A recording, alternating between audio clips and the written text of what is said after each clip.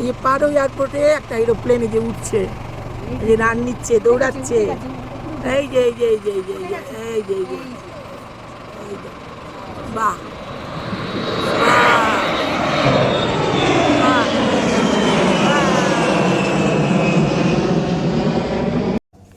Good morning. আজকে দেখি টিফিনে কী কী আছে। আজকে আমাদের থিম্পুতে শেষ দিন, ফ্রেঞ্চ ফ্রাই দিয়েছে সকালে আজকে।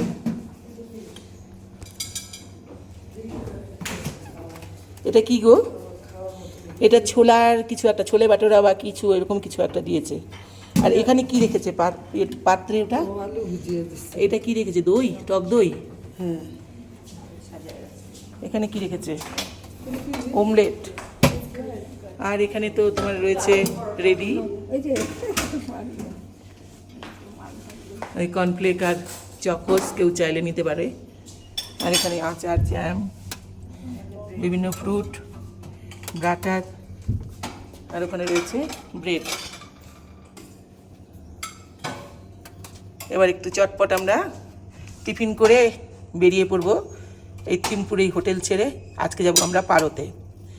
আজকে কিন্তু আমাদের পঞ্চম দিন, না গো? আগে শরীর, তারপরে সব কিছু।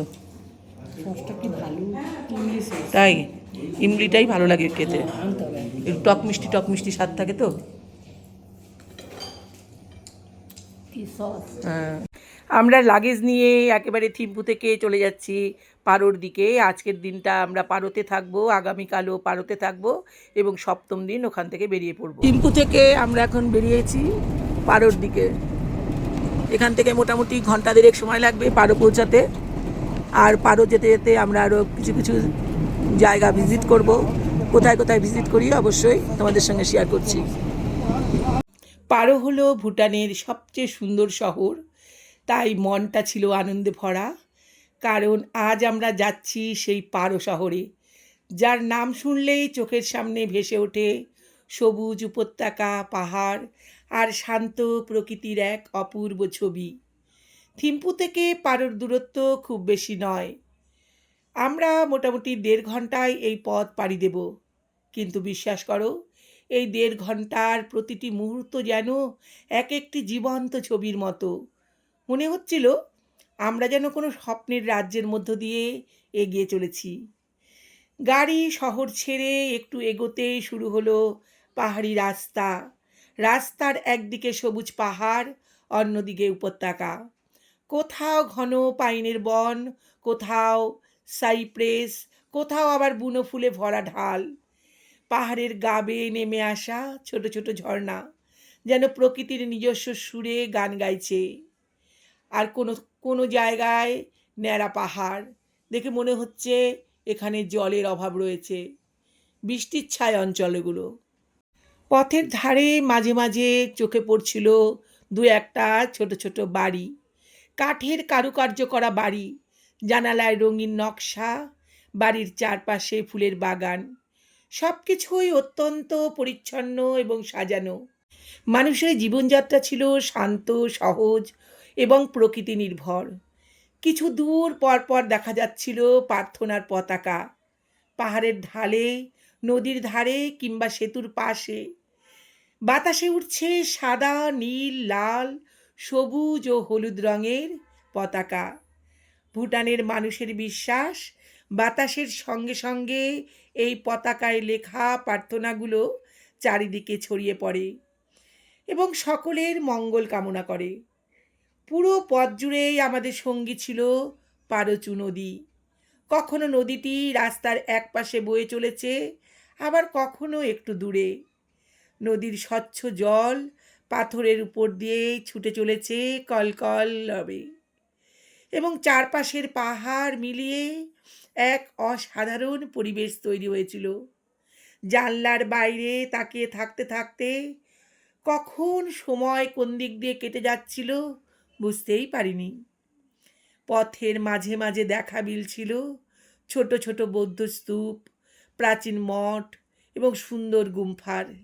এগুলো শুধু ধর্মীয় স্থান নয়, ভুটানের সংস্কৃতি, ঐতিহ্য এবং আধ্যাত্মিক জীবনের গুরুত্বপূর্ণ অংশ।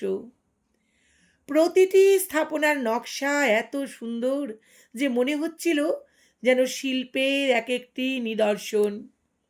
এই পথে যানবাহনের সংখ্যা খুবই কম, নেই অকারণ হর্নের শব্দ, নেই ধোঁয়া বা কোলাহল। চারদিকে শুধু পাখির ডাক, বাতাসের শব্দ, প্রকৃতির নিস্তব্ধ সৌন্দর্য। এই নীরবতার মধ্যেই যেন ভুটানের প্রকৃত পরিচয় লুকিয়ে রয়েছে। পাহাড়ের ঢালে ছোট ছোট চাষের জমিও চোখে পড়ছিল, কোথাও ধানের ক্ষেত, কোথাও সবজির চাষ। পাহাড়ি মানুষের পরিশ্রম ও প্রকৃতির সঙ্গে তাদের গভীর সম্পর্ক সত্যি ভীষণ প্রশংসনীয়। পথের প্রতিটি বাঁকে নতুন নতুন দৃশ্য আমাকে মুগ্ধ করছিল। কখনো মনে হচ্ছিল পাহাড়গুলো হাত বাড়ালেই ছোঁয়া যাবে, আবার কখনো মনে হচ্ছিল সাদা মেঘ নেমে এসেছে পাহাড়ের কোলে। ক্যামেরায় যত ছবি তুলছিলাম, বাস্তবের সৌন্দর্য তার থেকেও অনেক বেশি মনোমুগ্ধকর ছিল।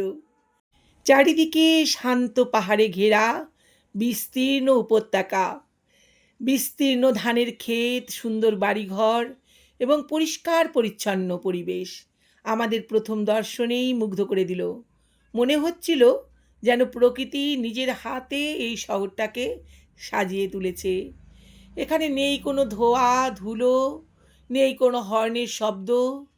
এত সুন্দর পরিষ্কার পরিচ্ছন্ন, কোথাও এক টুকরো কাগজ পড়ে থাকতে দেখলাম না।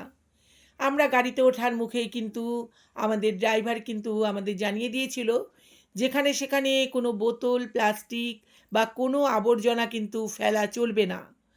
তাই তারা বাসের মধ্যেই রেখে দিয়েছিল একটা বাস্কেট, বলেছে আপনারা এখানে সব জমা করুন, আমরা নিয়ে গিয়ে একটা নির্দিষ্ট স্থানে এগুলোকে ফেলে দেব।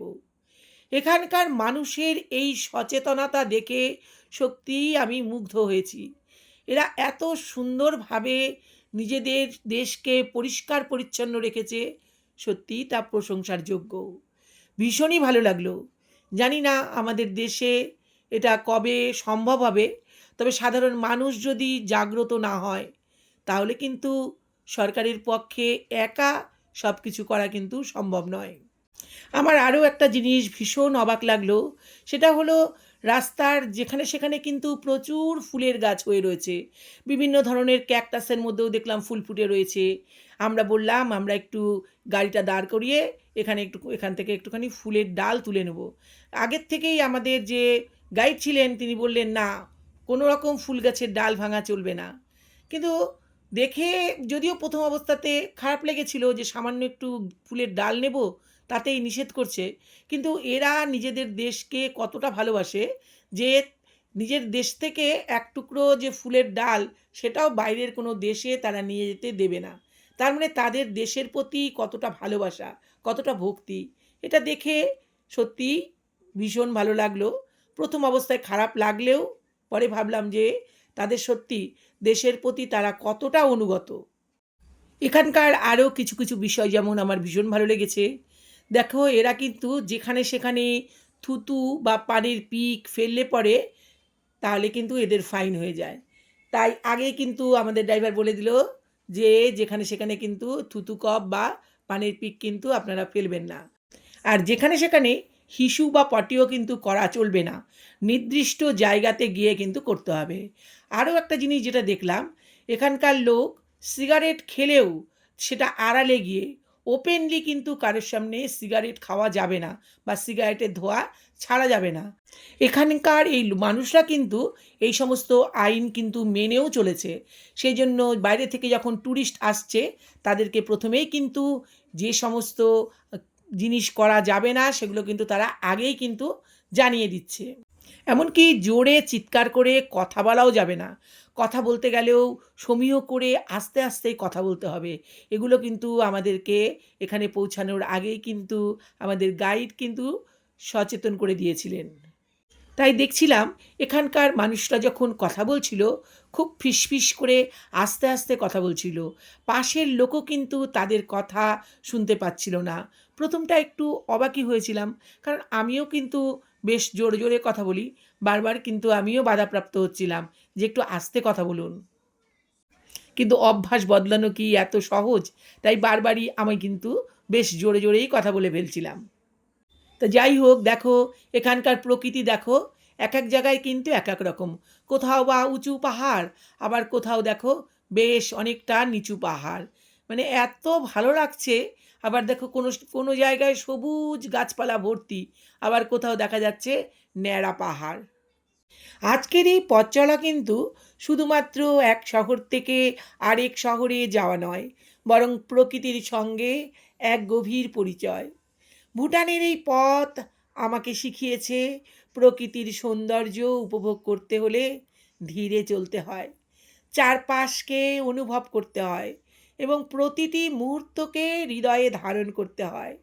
যদি তোমরা কোনো দিন ভুটানে আসো, তাহলে অবশ্যই থিম্পু থেকে পারোর এই যে 1.5 ঘন্টার পথ, সেটা কিন্তু শুধুমাত্র পথের জার্নি হিসাবে নয়, সেটা তোমরা মন প্রাণ দিয়ে দেখো, ভীষণই ভালো লাগবে।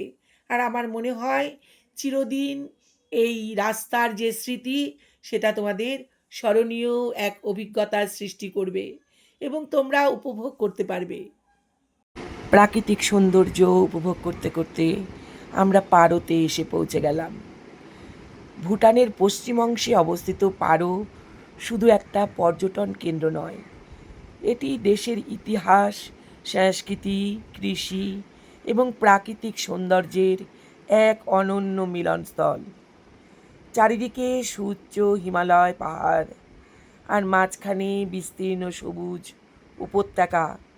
এই মনোরম পরিবেশে গড়ে উঠেছে পারো।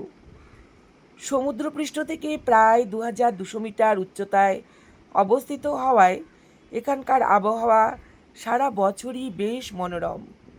গ্রীষ্মের তাপমাত্রা আরামদায়ক, আর শীতকালে অনেক সময় পাহাড়ের চূড়ায় বরফের আস্তরণ দেখতে পাওয়া যায়। পারোর বুক চিরে বয়ে চলেছে স্বচ্ছ ও সুন্দর পারোচু নদী। এই নদী শুধু প্রকৃতির সৌন্দর্যই বাড়ায় না, কৃষিকাজ মানুষের দৈনন্দিন জীবনেও গুরুত্বপূর্ণ ভূমিকা পালন করে। নদীর দুই তীরে জুড়ে বিস্তীর্ণ সমতল জমি এবং সবুজ ধানের ক্ষেত চোখে পড়ে। পাহাড়, নদী, উপত্যকার এই বিশাল পারোকে এক অনন্য সৌন্দর্য দিয়েছে। পারোর মানুষের প্রধান জীবিকা হলো কৃষিকাজ। উপত্যকা উর্বর, জমিতে ধান চাষ সবচেয়ে বেশি হয়। ধান পাকার সময় পুরো উপত্যকা যেন সোনালি রঙের চাদরে ঢেকে যায়। আমরা এখন দাঁড়িয়ে রয়েছি পারো এয়ারপোর্টের সামনে। এই যে পারো এয়ারপোর্টে একটা এরোপ্লেনে যে উঠছে, এই যে রান নিচ্ছে, দৌড়াচ্ছে, এই যে এই যে এই যে এই যে এই যে এই যে এই যে এই যে বাহ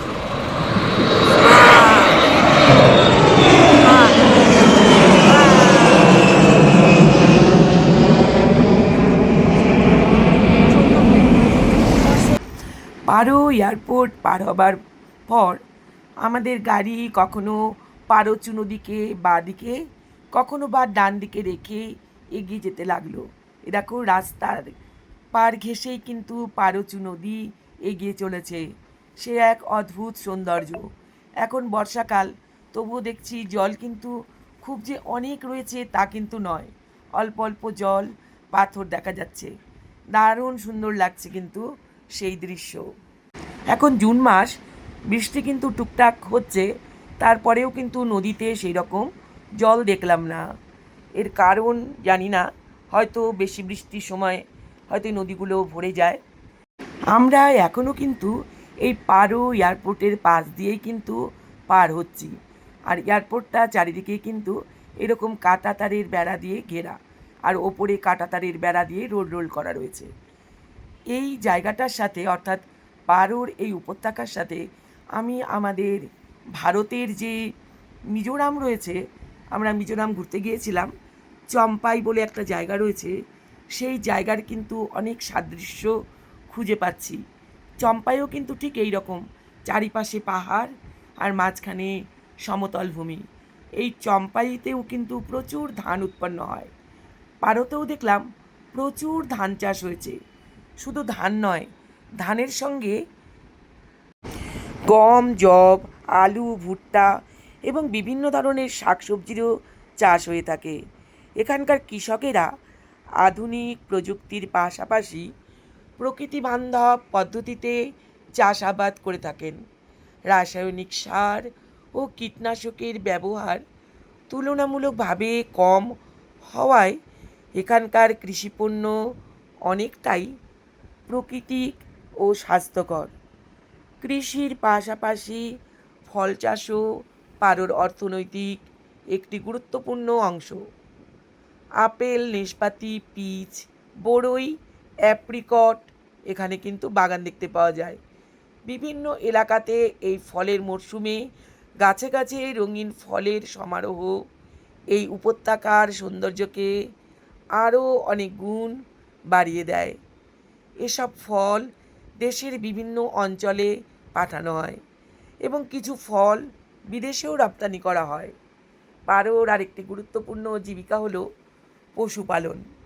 অনেক পরিবার গরু, ইয়াক, ভেড়া ও ছাগল পালন করে থাকেন। এই সব পশু থেকে দুধ, মাখন, পনির ও অন্যান্য দুগ্ধজাত পণ্য উৎপন্ন করা হয়, যা স্থানীয় মানুষদের চাহিদা পূরণের পাশাপাশি আয়েরও একটা বড় উৎস। পর্যটন শিল্প পারোর অর্থনীতিতে অত্যন্ত গুরুত্বপূর্ণ। প্রতি বছর বিশ্বের নানা প্রান্ত থেকে অসংখ্য পর্যটক এখানে আসেন। বিখ্যাত টাইগার নেস্ট মঠ, পারো জং জাতীয় জাদুঘর এবং মনোমুগ্ধকর প্রাকৃতিক দৃশ্য দেখতে পর্যটকদের ভিড় লেগেই থাকে। এর ফলে হোটেল, রেস্তোরাঁ, পরিবহন, হস্তশিল্প এবং স্থানীয় ব্যবসার সঙ্গে যুক্ত বহু মানুষের কর্মসংস্থান সৃষ্টি হয়েছে। পারোর মানুষ প্রকৃতিকে অত্যন্ত ভালোবাসেন এবং পরিবেশ রক্ষার ব্যাপারে তারা খুবই সচেতন।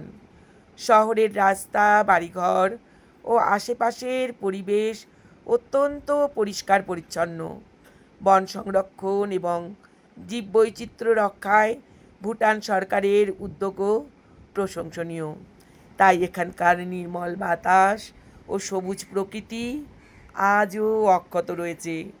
পারোর বাড়িগুলো বিশেষভাবে আকর্ষণীয়। ঐতিহ্যবাহী ভুটানি স্থাপত্যশৈলীতে নির্মিত কাঠের কারুকার্য করা বাড়িগুলো প্রকৃতির সঙ্গে যেন একাত্ম হয়ে গেছে। দূর থেকে দেখলে মনে হয় পুরো উপত্যকাটি যেন একটি জীবন্ত চিত্রকর্ম। সবশেষে বলা যায়, পারো এমন একটি স্থান যেখানে প্রকৃতি, কৃষি, সংস্কৃতি ও মানুষের সরল জীবনযাত্রার এক অপূর্ব বন্ধনে আবদ্ধ। এখানকার মানুষ কঠিন পরিশ্রমী হয়, শান্তিপ্রিয় এবং প্রকৃতির প্রতি গভীর শ্রদ্ধাশীল। তাই পারো শুধু একটা ভ্রমণ স্থান নয়, এটি এমন একটি জায়গা যেখানে গেলে মানুষ প্রকৃতির কাছে ফিরে যাওয়ার এক অনন্য অনুভূতি লাভ করে।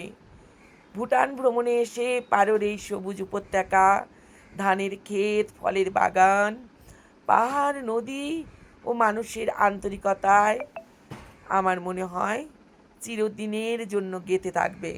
চারিপাশের প্রাকৃতিক শোভা পর্যবেক্ষণ করতে করতে আমরা এগিয়ে যাচ্ছি। চারিপাশে কিন্তু সেই অপূর্ব শোভা। থিম্পু থেকে এই পারো পৌঁছাতে মোটামুটি 1.5 ঘন্টা সময় লেগেছে। ভুটান এসে পারোর মনোরম প্রাকৃতিক সৌন্দর্য উপভোগ করতে করতে এবার আমরা চলেছি এমন একটি স্থানে যেখানে ভুটানের ঐতিহ্য, সংস্কৃতি এবং লোকশিল্পকে খুব কাছ থেকে দেখার সুযোগ মিলবে। আমরা কিন্তু এখনই হোটেলে যাব না। আমরা যে ট্যুরগুলো আমাদের আরও রয়েছে, এখানকার লোক সংস্কৃতির অর্থাৎ নাচ, গান এই সমস্ত দেখার পর এখান থেকে আমরা যাব মিউজিয়ামে। আর মিউজিয়াম থেকে খাবার দাবার সেরে তারপর কিন্তু আমরা একটু মার্কেট ঘোরাঘুরির পর তারপর কিন্তু হোটেলে ফিরব। কারণ হোটেলটা কিন্তু একদম শহর থেকে একদম বাইরে। সুতরাং সেখান থেকে যদি আমরা চাই হেঁটেও কিন্তু আর আসতে পারবো না। তাই আমরা এদিকের ঘোরাঘুরির পর্ব শেষ করে তারপরে কিন্তু আমরা হোটেলে ফিরব। আগেই বলেছি আমাদের আজকের প্রথম গন্তব্য হলো সাংস্কৃতিক অনুষ্ঠান। আর এখানে এই সাংস্কৃতিক অনুষ্ঠান দেখবার জন্য আমাদের প্রত্যেককে 1000 টাকা করে প্রবেশ মূল্য দিতে হয়েছে। এটা কিন্তু ভুটানি টাকাতেই, যদিও ভুটানের টাকা এবং ভারতীয় টাকার মূল্য সমান সমান।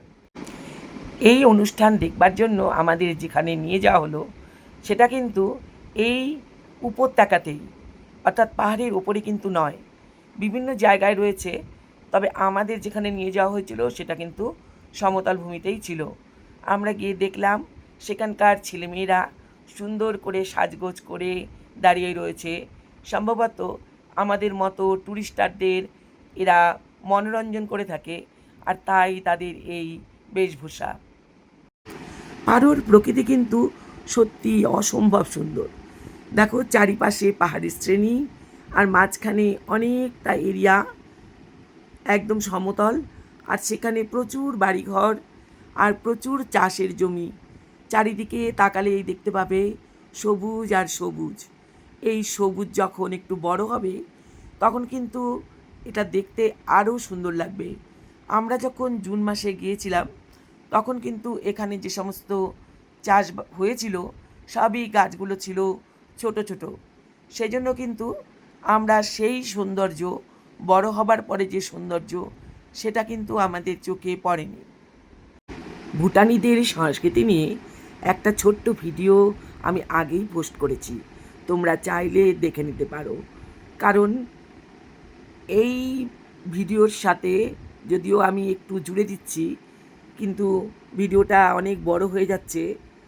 এখানকার প্রকৃতি এত সুন্দর, কোথা দিয়ে যে সময় পার হয়ে গেল সত্যিই টের পেলাম না। তোমাদেরও কিন্তু ভীষণই ভালো লাগবে। দেখতে দেখতে আমাদের গাড়ি উপস্থিত হলো যেখানে সাংস্কৃতিক অনুষ্ঠান হবে, ঠিক তার দোরগোড়াতে। অনুষ্ঠান শুরু হতেই মঞ্চে একে একে উপস্থিত হলেন শিল্পীরা। দেখো রুমটা কি সুন্দরভাবে সাজানো রয়েছে, এই চারিপাশে এইভাবে হাতের কারুকার্য করা জিনিস দিয়ে। আর দেখো পশুর বিভিন্ন রকম মাথার সব খুলি, এগুলো কিন্তু সব অরিজিনাল। আর এখানে সবার প্রথমে আমাদের ওয়েলকাম ড্রিঙ্কস দিয়ে আমাদের সম্বর্ধনা দেওয়া হলো। এখানকার স্থানীয় সে সুরা, সেটাই কিন্তু সবাইকে অল্প অল্প করে দেওয়া হলো। এখানকার লোকাল ওয়াইন তুমি চাইলে নিতেও পারো, নাও নিতে পারো। তবে আমাদের মধ্যে 2-1 কিন্তু নেয়নি, তারা পছন্দ করে না। আর যারা পছন্দ করে তারা সকলেই কিন্তু একটু টেস্ট করে দেখেছিল। এটা কি লোকাল ওয়াইন? হ্যাঁ, এটা পটাঙ্গা। আচ্ছা,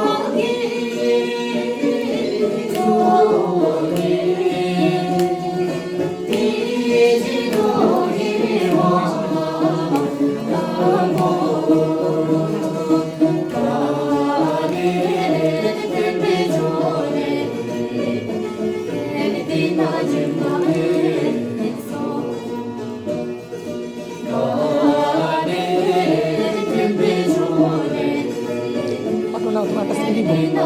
ফটো নাও, দাও, আমাকে দাও। বার করো, বার করো। না না, ফটো নাও, পরে দিব।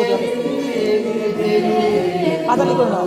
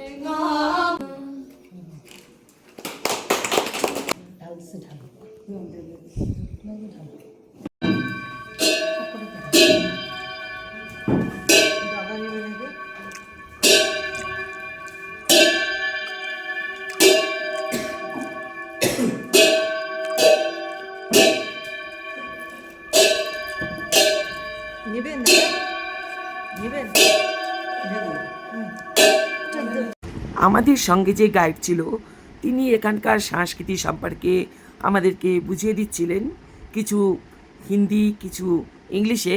আমরা যতটা পারলাম অনুধাবন করার চেষ্টা করলাম।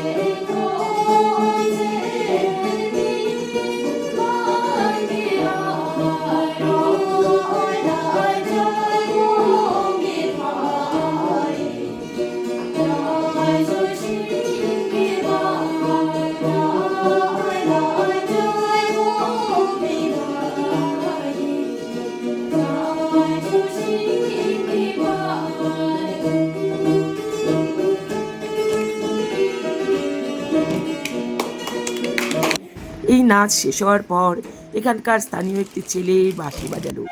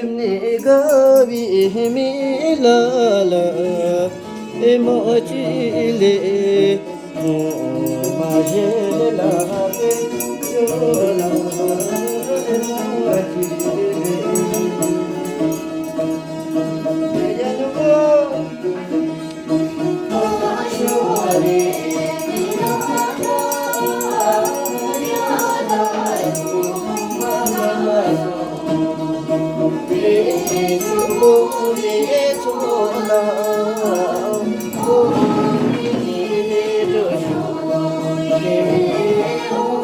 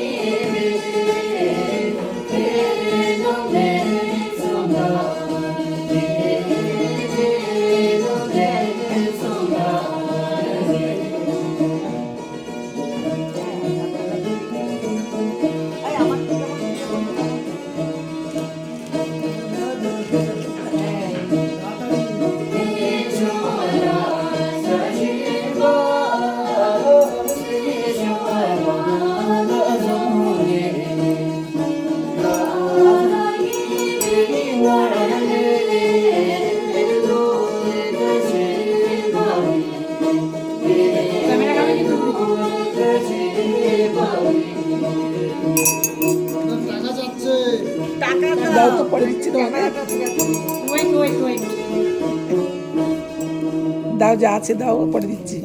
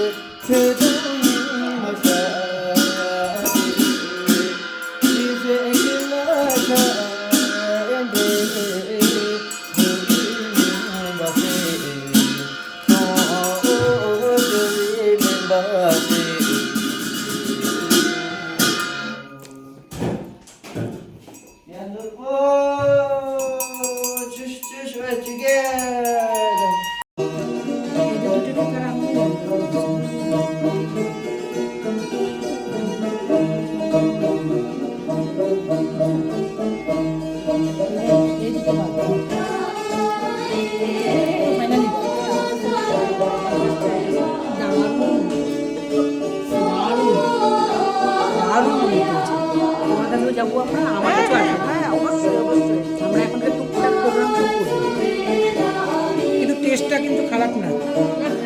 তাই তোর তোর ছবি তুলে তুলে খাচ্ছি। দাঁড়া একটু।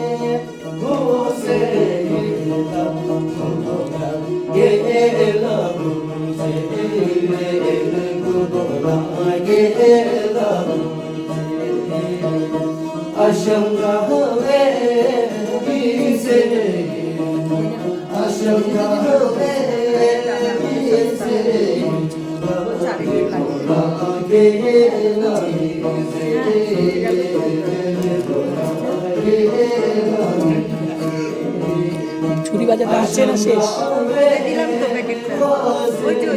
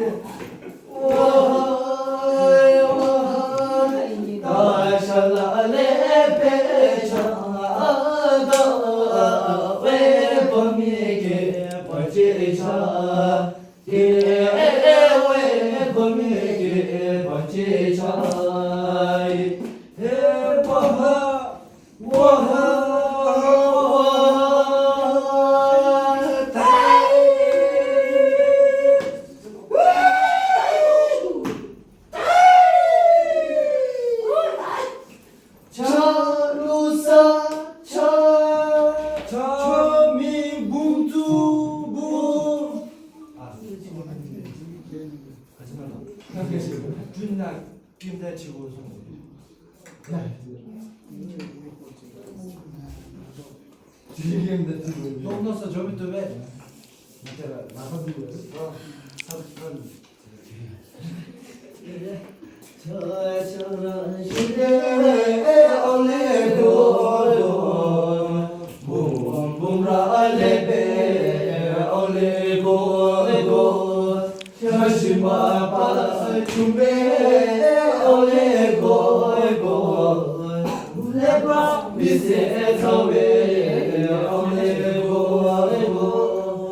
Lenta sa